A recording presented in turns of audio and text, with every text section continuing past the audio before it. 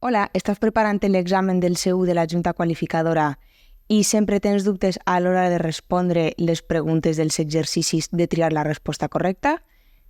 Queda't en el següent vídeo perquè t'explicaré el per què de cadascuna de les respostes. Comencem.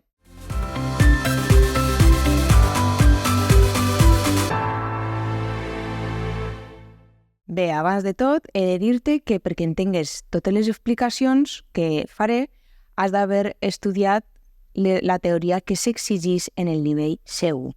Així que si encara no ho has fet, jo et dono l'opció d'estudiar-la amb mi en les classes particulars o bé en el curs en línia que tens disponible en el web d'Anna Classes. Tens tota la informació en la descripció. O bé, si ja has estudiat i ja tens tota la teoria assolida, continuem amb l'explicació de l'examen. Ara explicarem les respostes de l'examen de juny de 2019 de la Junta Qualificadora, el nivell C1. Doncs bé, el primer text és el que es diu Gustau Muñoz, El furor dels llibres. La pregunta número 6, l'opció correcta és la A, m'hi posara. Molt bé. Per què és l'opció A? Ves al text i fixa't en l'oració. L'oració diu, si jo m'hi posara, ja veurien. Molt bé. Quin és el verb de l'oració? És el primer que hem de mirar. El verb de l'oració és posar-me, no? Perquè fixa't que tant en l'opció A com B com C et donen sempre el mateix verb, posar-me. Molt bé. Aleshores, quin és el verb? Posar-me. Què posar-me? O posar-me a fer quina cosa? No? És a dir, aquesta és la informació que falta. No especifica en aquesta oració si es posara a fer quina cosa.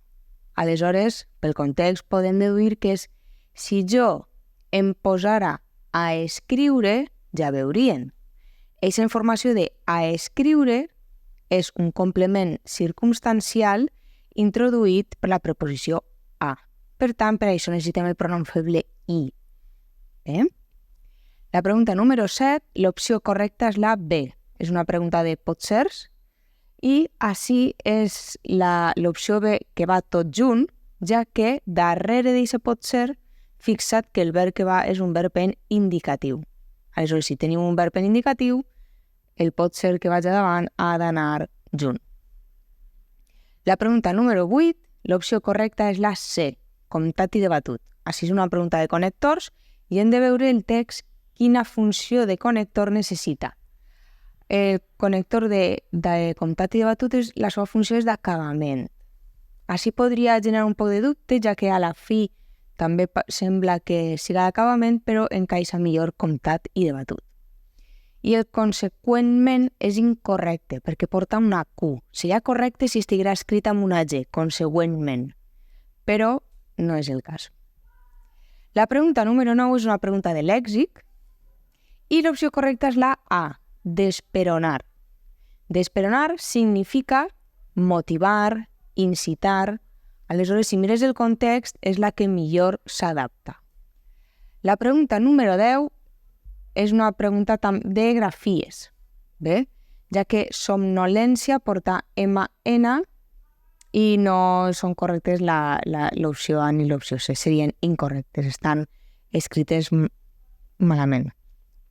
La pregunta número 11 és una pregunta de lèxic, també hem de veure ahí el context del text per saber quina és la correcta, ja que les tres existeixen, les tres paraules són reals, existeixen, però la correcta és l'opció C, abaixar. Perquè abaixar és un sinònim de reduir, Si mires el text, si lliges l'oració on està el número 11, posa què consisteix a abaixar els fums a un altre. Sempre que parlem dels fums d'una altra persona, els hem de reduir, d'abaixar. L'opció B no és correcta perquè baixar, sense la davant, significa que tu vas des d'un punt més alt fins a un punt més baix. I la paraula de davallar és el contrari, és que tu vas des d'un punt baix fins a un més alt. Per tant, per context, l'única que encaixaria seria la C. La pregunta número 12, l'opció correcta és la C. riure-se'n. Riure-se'n. Així han jugat amb els guionets, l'apòstrof, han fet un poc d'embolic. Quina és la resposta correcta? La C. Per què? Perquè hi ha una norma que diu que sempre que fem combinacions de pronoms febles, l'apòstrof haurà d'anar com més a la dreta es puga. És a dir, així et fixa't que en l'opció en què està més cap a la dreta és l'opció C. L'opció A i l'opció B serien incorrectes. La pregunta número 13, l'opció correcta és la a força de, perquè a força de és una expressió que significa insistentment, no? Amb insistència. Aleshores, fixa't que en el text és la que millor encaixa dins del context. A la força de i per força de no existeixen aquestes expressions. La pregunta número 14, l'opció correcta és la B, és una pregunta de grafies, ja que mordassos porta C trencada. Fixa't que porta C trencada, en castellà aquesta paraula seria mordaces o mordaz, el singular, i normalment les paraules que en castellà porten Z, en valencià porten C trencada. No és una norma fixa, però pots guiar-te una mica amb això. La pregunta número 15, l'opció correcta és la C, ací i allà, que significaria en aquest lloc i en aquell. No? És la que encaixa en el context, ja que de gom a gom significa que algun lloc està ple de gent i de fit a fit seria fixament, no encaixen en el context. La pregunta número 16, l'opció correcta és la C, amerats. Amerats significa banyats. Bé, és la que més encaixa perquè arremullats és que alguna cosa està a remulla, una peça de roba que estiga bruta, la posem a remulla. No encaixaria en el context, i esmerats és un sinònim d'invertits, que tampoc encaixaria en el context. Bé, la pregunta número 17, l'opció correcta és la A, s'encabeix, ja que s'encabeix és com si diguérem s'acomoda, no? És un sinònim de s'acomoda. I si mires el text és la que millor encaixa. A més, és de veres que s'encap o s'encap amb P, ni la B ni la C són correctes. És una conjugació incorrecta del verb encabir-se. Molt bé, la pregunta número 18, l'opció correcta és la C, on hi ha. Per què és on hi ha? Perquè l'opció A, per exemple, on hi han no és correcte. Hi han no mai és correcte. I en l'opció B, on n'hi ha, clar, aquest pronom feble faria referència a un complement directe, no? Què hi ha? Si vas així al text, veiem que què hi ha? I el text posa dos tamborets, és a dir, el complement directe de l'oració ja està en el text. Per tant, no necessitem un pronom feble per substituir un complement directe, perquè ja està en el text. La pregunta número 19, l'opció correcta és la A, que creen. Per què? Perquè en l'opció B, que està un gerundi, sempre s'han d'evitar els gerundis. Si estem parlant de fets o d'accions, s'han de descriure o bé en present, si és una acció de present, o bé en passat. Però hem d'evitar els gerundis. I en la pregunta número 20, l'opció correcta és la B. Per què? Tot junt i amb accent obert. L'opció C, per a què, no serà correcta en la majoria dels casos. Hi ha un cas molt concret en què sí que pot ser correcta, però és de veres que no sol aparèixer. Per la qual cosa hem de fixar-nos si necessitem un per què junt i amb accent obert o si és una pregunta tan directa com indirecta perquè siga un per què separat. Però com que així no és una pregunta, doncs l'opció correcta és la B, perquè junt i amb accent obert sempre. Molt bé, passem al segon exercici que té el text que es diu el mal ús dels antibiòtics. I així tenim la pregunta número 21. L'opció correcta és la C, És una pregunta de relatiu. Per què l'opció correcta és la C? Doncs perquè així el que tenim és un relatiu tònic. És un relatiu tònic que fa referència així a el bacteri. Fixa't en l'oració que posa com ara el bacteri contra el qual es lluita. Bé? Es lluita contra el bacteri. Fa referència a una cosa.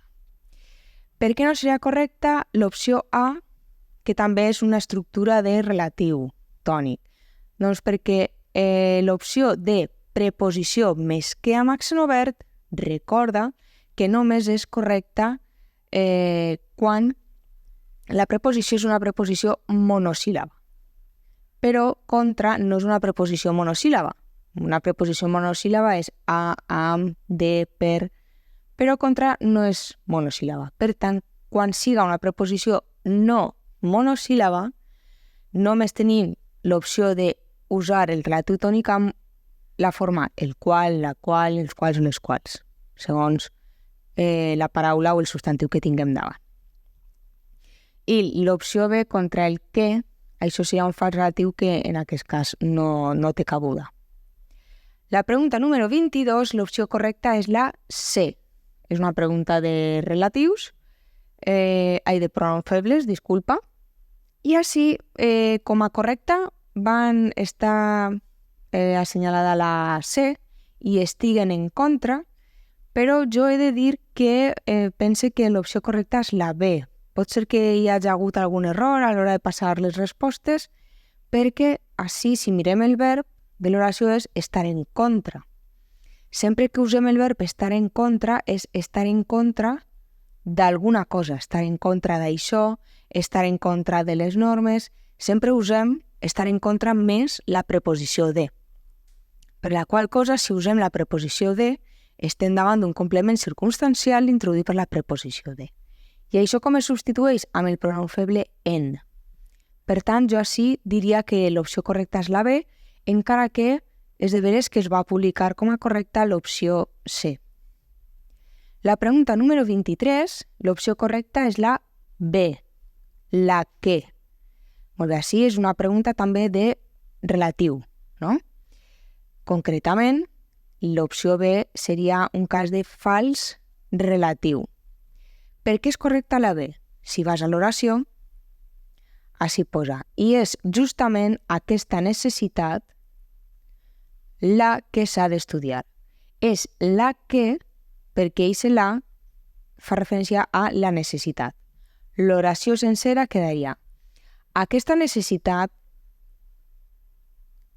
és justament aquesta necessitat, la necessitat que s'ha d'estudiar amb deteniment. Aleshores quedaria massa repetitiu. Per tant, la necessitat ho substituïm pel pronom feble la i per això és l'opció correcta.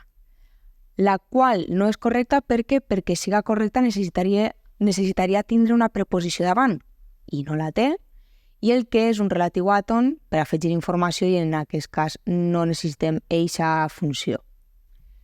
En la pregunta número 24, l'opció correcta és la A, precises. Ja és una pregunta de grafies, porta C i només una S. La pregunta número 25, l'opció correcta és la C, una altra pregunta de pronoms febles. Se n'administren. Molt bé. Ves al text i fixa't en l'oració. Ahí posa. Detallen el seguiment dels casos en què s'administren. Ahí hem de veure quin és el verb de l'oració. El verb és s'administren. Si no hi ha cap pronom feble, el verb és s'administren. Molt bé. Preguntem què per trobar el complement directe. Què s'administren? És a dir, aquesta informació no està, no especifica el complement directe. Què s'administren? Antibiòtics. L'oració quedaria: detallen el seguiment dels casos en què s'administren antibiòtics. Per tant, ahí estan substituint antibiòtics. Antibiòtics és un complement directe indeterminat. Per això usem el pronom feble en. La pregunta número 26, l'opció correcta és la A. A l'hora de. A l'hora de és com un sinònim de dir en el moment en què, no? ja que les altres opcions que apareix alhora tot junt, amb la H intercalada, alhora tot junt significa al mateix temps. I així, pel context, no necessitem alhora tot junt, perquè no estem referint-nos al mateix temps, estem referint-nos al moment en què. Bé? La pregunta número 27, l'opció correcta és la B, d'altra banda. És una pregunta de connectors, aleshores així hem de veure quina funció necessitem del connector. D'altra banda, és un connector que afegeix informació. I no obstant això, i al capdavall, que són els dos verbs que apareixen en l'opció A i en l'opció C, al capdavall i no obstant això són connectors de contraposició. Aleshores, ja per descart podem descartar que no hi haurà dues opcions correctes. I a més que no és la funció que necessitem. No necessitem contraposar, sinó que necessitem afegir informació. La pregunta número 28, l'opció correcta és la A, període. És una paraula que porta accent en la I, període. Les altres dues opcions no serien correctes. En la pregunta número 29, l'opció correcta és la C, mentrestant. Mentrestant. Per què és mentrestant? Doncs perquè mentre o mentres significa durant el temps en què. Realment mentrestant també significa durant el temps en què, però és de veres que segons com estiga formulada l'oració pot quedar millor mentre o mentrestant. Així, si vas a l'oració, posa els bacteris guanyen terreny a l'ésser humà perquè aquells van creant resistències constantment. Mentrestant, en aquest desequilibri, molt bé, així el mentre en aquest desequilibri no encaixaria igual de bé. O sigui, el mentrestant sempre sol usar-se més a inici d'oració i el mentre quan està a mitjan oració. La pregunta número 30, l'opció correcta és la B. Com administrar-los? Molt bé. Així, el que has de veure és que l'opció A no és correcta perquè sempre diem que hem d'evitar l'ús dels possessius. Aleshores, així, la seva administració té un possessiu, eixa la descartem. I com administrar-los? Perquè eixe pronom feble que fa referència. Si preguntem al verb, què administrar fa referència a els antibiòtics. L'oració quedaria: cal consensuar amb totes les àrees d'un hospital com administrar els antibiòtics. Aleshores, els antibiòtics, complement directe determinat, queda guionet-los. Pregunta número 31. L'opció correcta és la B, sota. Sota significa davall d'algun lloc. És l'opció correcta perquè baix és que una persona és baixa, que no té molta... no és alt, i avall és com anar cap avall. Bé? Aleshores, així per context, la que encaixa és sota. La 32, l'opció correcta és prescriuen. Per què no porta doble E? Perquè prescriuen és el nom del verb. No és que siga el verb escriure i s'hagi afegit un prefix i per això hauria de duplicar la E. No, és que el verb és prescriuen. No és així, no és un prefix afegit a un verb. La pregunta número 33, l'opció correcta és la B, per la qual cosa. Per què? Perquè per la qual cosa s'utilitza quan necessitem dir per aquesta raó, per aquest motiu, i si mires el text és la funció que necessitem. Per la qual cosa és fonamental adaptar el tractament. O per aquest motiu és fonamental adaptar el tractament als resultats, pel qual serà un relatiu tònic ja si no necessitem aquesta funció i pel que eixa no seria correcta. Gramaticalment és incorrecta. La pregunta número 34, l'opció correcta és la C, de tot plegat. De tot plegat significa, en resum, en essència, bé, o també podria ser en poques paraules, l'expressió de En poques paraules, quedaria així. La dificultat, en poques paraules o en essència, anima els metges a fer-ne un bon ús. I la pregunta número 35, la resposta correcta és la A, iatja. Iatja és correcta perquè és del verb haver-hi. O sigui, el verb haver del castellà en valencià no és haver, és haver-hi. Sempre porta el i. Aleshores, així és el verb haver-hi en subjuntiu. Per això és iatja. Bé, no és una pregunta de pronom feble, sinó que és una pregunta del verb haver-hi. Bé, doncs espero que t'hagin quedat ben clares les explicacions. Gràcies per quedar-te fins al final i ens veiem en el següent vídeo. Adeu, adeu!